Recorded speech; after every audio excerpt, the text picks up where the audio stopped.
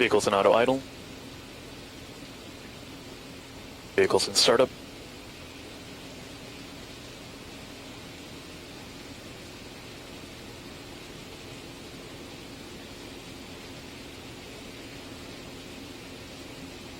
Rock, confirm range is green.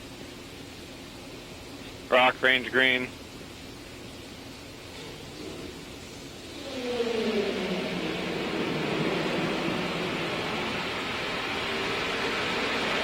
T-minus 30 seconds.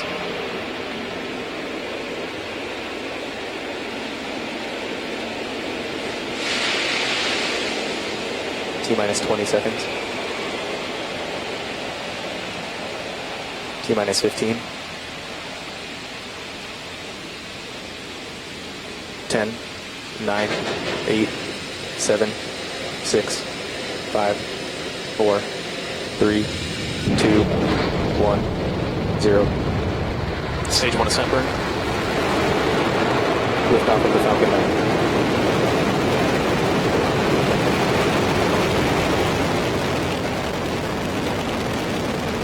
GC moved to section 57, post-launch pad operations to secure on net A.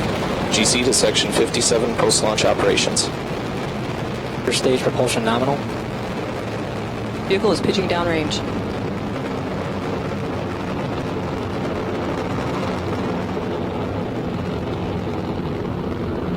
First stage PU is active. Copy that.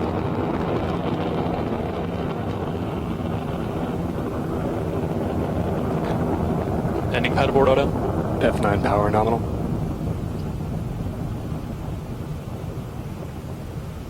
And the Falcon F9 9 telemetry has nominal. cleared the launch pad at Vandenberg Air Force Base, delivering the Jason 3 spacecraft to a circular orbit about 1,300 kilometers away. Vehicle altitude is 6.5 kilometers. Velocity is 280 meters per second. Downrange distance 1.1 kilometers. And the vehicle is just transitioning into the supersonic regime. It's going faster than the speed of sound right now, and shortly we're going to reach max Q, or the maximum aerodynamic pressure. It's one of the highest stressed states on the rocket. First stage propulsion remains nominal.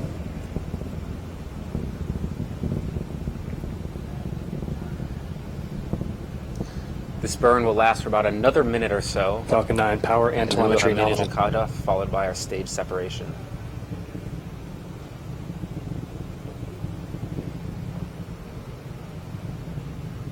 MVAC chill has started. They have begun chilling in the Merlin vacuum engine, flowing liquid oxygen through it, and that is actually a view from the thermal imager on the left side of the second stage. Vehicle is supersonic. Vehicle has reached maximum aerodynamic All pressure. right, so we had a great liftoff of Falcon 9 from Vandenberg Air Force Base. So we actually have three really rapid events coming up right now. First is the stage separation, then is the relight, or the first burn of the second stage of the rocket, and then right after that, the fairing deploy. These are Vehicle's on really a right nominal rapid in trajectory. sequence, so we're just going to watch and see what happens here. So while we're Altitude waiting for those to happen, let's talk a little bit about the orbital mechanics that we're going to be doing today. So for those of you that follow our launches on a regular basis, we typically launch our rockets from Cape Canaveral, and like we said before, we launch from Vandenberg Air Force Base. So that was confirmation that we had a successful noon engine cutoff. As you can hear, the crowd's very excited. This is a fantastic milestone. Booster has been deployed. We have visual confirmation of stage separation. As you can see in your screen right now, the MVAC engine has started up on the second stage, and it's on its way to our parking orbit before we get to polar. So the two views that you have on your camera there, the one that you see right now, or just had there, that's our infrared camera. That'll show shades of gray to display where the thermal dispersion is across the bell of the second stage. And then the other view is a Stage visual 2B camera. is Oh, we're actually looking at the fairing deploy right now. Should All be right, coming so we're in just just a waiting for second. fairing to deploy. And we have successful fairing deployment. That's fantastic. All right, that's great. These are all really important steps. This view that you see here, so that is second stage pulling away from planet Earth. This is one of my personal favorites that we get to see. You can see that MVAC engine bell glowing hot with the exhaust gases. It means we're headed exactly where we need to be. Okay, so back to the orbital dynamics for today. So the polar orbit that we're trying to achieve today is actually pretty important. So normally when we launch geosynchronous or low Earth orbit missions to the International Space Station, we're usually taking an orbit that's pretty close to the equator around the Earth. Let me give you an Earth. Thank you. So typically we're going around the Earth in this direction. However, for a science mission like Jason 3, polar orbits are really important, and that's an orbit that goes the opposite direction on the Earth, so you pass over both the North and South poles. Yeah. This is really important for science missions. Just like Jason 3. So like we said before, it's going to be measuring global sea levels, and it'll be doing this once every 10 days. So that snapshot that we get of planet Earth as it goes from North Pole to South Pole is really important and perfect for the job that Jason 3 has to do. Now, to get there, there's actually two separate burns you need to do. The first burn is what we're doing right now, and then there's actually a 45-minute coast period between the first burn and the second burn. That second burn will circularize the orbit to a final polar orbit and get it exactly where it needs to be for its science mission. Yeah, so we're really excited. We had some great events today. Again, the view that you're seeing on your screen right now, that is the second stage as it is taking Jason 3 to polar orbit. So in just a few minutes here, as soon as we get confirmation that the first stage is coming back towards the drone ship, we'll be looking at the second stage one final time and then taking a 45-minute break before the second burn and satellite deployment. Yeah, exactly. So just to recap everything that's happened, we had successful stage separation. We're waiting for the first stage booster to come back. We're going to be testing out landing on our autonomous spaceport drone ship, although, like John said earlier, we're experiencing some pretty heavy waves out there. All right, so like we said before, we've had a really successful launch so far today. We're actually going to be sending it back up to John for a quick status update. Be sure to keep following along. So far, we are on a nominal trajectory with that second stage performance. We are about 4 minutes away from the second engine cutoff, where we are going to park in our orbit and then get ready to deploy the Jason 3 spacecraft 45 minutes later after we do that circularization maneuver we talked about earlier. Meanwhile, the first stage has performed a successful flip, and it is on its way back to the drone ship. We'll know shortly how we're doing in the burns. The boost back burn has been conducted, and that was successful as well. You can see the image from the drone ship. We have the fire hoses there for some water suppression on entry as we are preparing ourselves for the touchdown in about 3 minutes or so. So at the moment, everything is proceeding nominally on today's mission. I'm going to keep my eye on the data here right now while you guys get the opportunity to keep watching this mission carry through.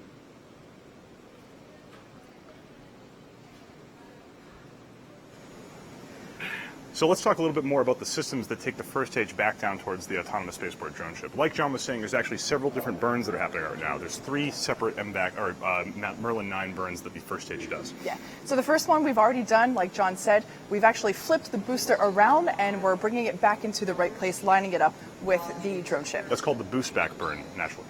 Yeah. We're waiting for confirmation of the second burn, and that's what actually will slow the first stage down so that it doesn't burn up as it re-enters the atmosphere. We call this one the re-entry burn, again, for obvious reasons. Yeah. So when the booster's coming back at that point, it's coming back extremely fast, and if it's slammed in the atmosphere, it would not be good for the engines and systems. So we need to slow it down just a little bit so it's ready to enter the atmosphere without damage. And then the third and final burn is what we'll be able to see. Okay. So the cheering that you see has been confirmation of the boost back burn has begun. So it sounds like we're on our way back towards the drone ship, which is a fantastic milestone. Just got 2 more burns to go, and we'll be back in the drone ship. I have to say, the energy here is palpable. Like, everybody's just so excited to see what happens. And just to reemphasize, this is a test that we're doing today, regardless of if we land successfully or not. We're going to get some really important data from the landing attempt today. That's the most important. Even if there's a little bit of fire, it's not a big deal. This is exactly what we try to do. We learn from everything at SpaceX, whether it's a success or a failure. So keep in mind that nobody is actually aboard the drone ship, and it's 200 miles away, so everybody is perfectly safe. Now, just like the last launch was a night launch, so the landing burn was actually very visible, as you can see, coming down for the last 100 feet above the pad. This one, it's still a little foggy in the drone ship, so I'm not sure if we're going to see it exactly perfectly, but you definitely will be able to see the rocket coming down towards it. And like you see on the right side of your screen there, that is a live shot of just read the instructions as it's waiting for Falcon to return. We're at just under 30 seconds at this moment in time. So the just read the instructions is actually the same drone ship that we've used before, just now it's on the west coast instead of the east coast. Yeah. And then the thing that we're all waiting to see is the landing legs. So these are the 4 landing legs that will deploy from the side of the rocket so that the so that the rocket can set down and land safely without damaging the bells. And these landing legs have a pretty big span, so it's actually really important that it comes exactly right down where we expect it to be, which means that the drone ship also needs to be exactly where the rocket thinks it's going to be. Yeah. So it has thrusters to make sure. Okay. Looks like we're just about to see the first stage coming towards the drone ship on your screen sometime soon. It's so quiet here right now. Everybody's waiting in great anticipation. You can see the extinguishing system on the drone ship right there. Hopefully in just a few seconds you'll be able to see the re-entry burn as the rocket approaches the drone ship. Stage 1 landing legs have deployed. Seco 1. Landing legs have deployed. Looks like we should be seeing it soon. Landing legs have deployed. And stage 2 We've is also in had place. confirmation that we've had a successful cutoff of our second engine, so it's now entering the coast phase. Again, just waiting for Falcon 9 to set down here on our autonomous spaceport drone ship. Looks like we might have a little bit of problem with the video, but we are waiting to hear exactly what's happening. Just a reminder, this is 200 miles away. There's no Wi-Fi, unfortunately. So it's Copy. unlike the pad shot we had the last landing. We may need to wait just a little bit to get confirmation of whether the landing was successful or not. But like I said, just to test, the primary mission is to get the Jason 3 satellite into its polar orbit, and that's what we're really all here for. It sounds like we just got confirmation that the parking orbit for the Jason 3 satellite in the second stage is good, which is fantastic. That means that we're on our way to our final polar orbit insertion. Which, like we said before, that's going to be about 820 miles away from Earth. Also the distance from New York City to Atlanta. So like we said earlier, we actually have a 45-minute coast period between the second stage's first burn and second burn. Now, during this 45-minute coast period, we're not going to be here with you. We're going to be showing you a graphic that displays telemetry from the rocket so you can see exactly what the second stage is doing.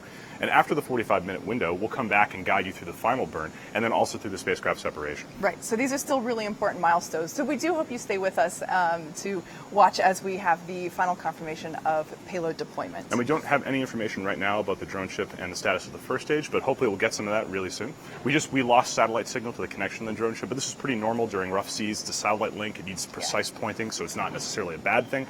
As soon as we have some information on that, we'll bring it to you, and hopefully it's a good land. Unfortunately, just one of those days. We don't always have perfect weather here in Southern California. However, we're dealing with it as we can. So now, once we go through we're about to sign off briefly for our 45-minute coast period, but we will be back. Don't go anywhere. As soon as that 45-minute coast is over, we'll be back right before the second burn, and then for the satellite separation. Okay. Be sure to follow the animation, and we'll see you soon.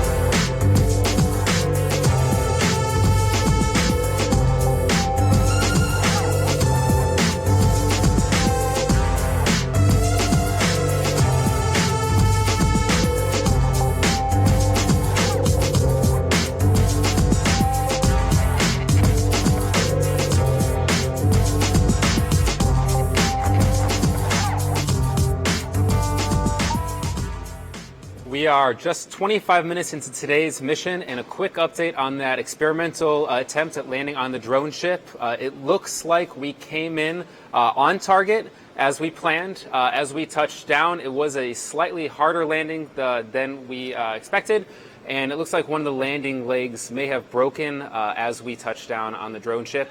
I'd like to emphasize that we are on target. We did hit our intended goal, and we are going to take a lot of data from this. Engineers are still downloading the data from the drone ship at this moment, and we will have some footage potentially to show you guys later in a few hours once we get back some aircraft footage as well as some other remote cameras, exactly how today's performance went. So unfortunately, we are not standing upright on a drone ship at the moment, but the good news here is that the primary mission is still on track. We are in that parking orbit that I mentioned earlier. You can see the animated graphic on the right-hand side of the screen there as we are going up to that 1,300 kilometer apogee mark before we ignite the second stage engine again to circularize the orbit. So since that is continuing to go nominally, we're going to go silent here again for the next 20 minutes or so until we get ready for, about 30 minutes or so actually, until we get ready for that final engine ignition. So thanks for sticking with us, and we'll be back shortly with the second engine restart as well as the payload deployment for the Jason 3 spacecraft.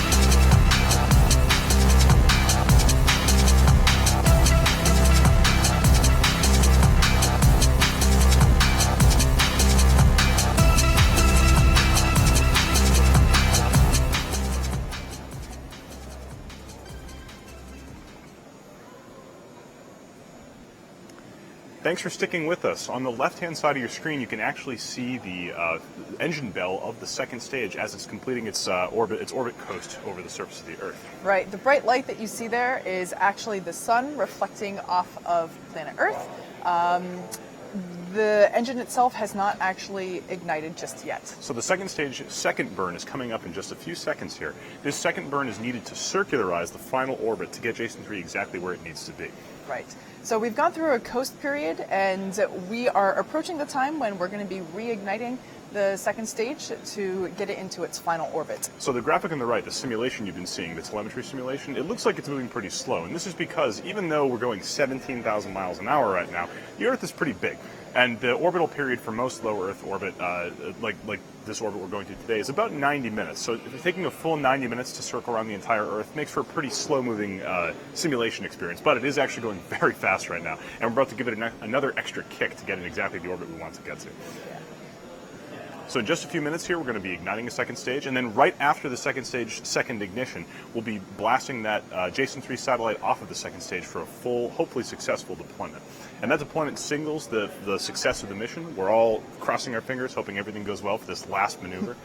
And for those of you that have perhaps just joining us right now, we did have a successful separation of our two stages.